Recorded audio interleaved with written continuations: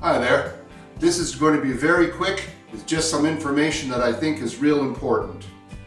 When I first started using sanding sealer, that's a good 20 or 25 years ago, I was advised to dilute it 50-50 with methyl hydrate. I was told it was a good idea because it thins it out, lets it soak into the wood a little more quickly and dry much more quickly. So I've been doing that for a long time.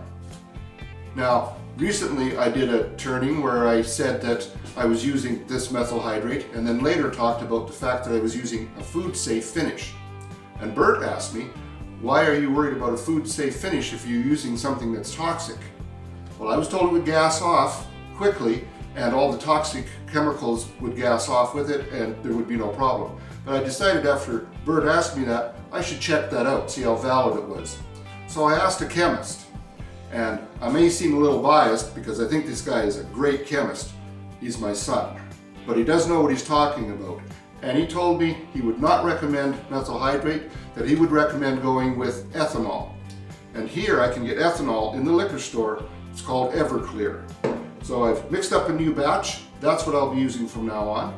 And I apologize if I led someone astray and they're using methyl hydrate. Not a good idea, apparently. You may want to dispose of it. Now I have to figure out a safe way to dispose of this myself.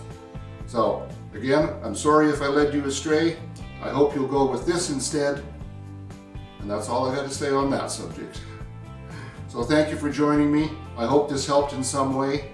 If you like the information, click the like button. And don't forget to subscribe. Take care now.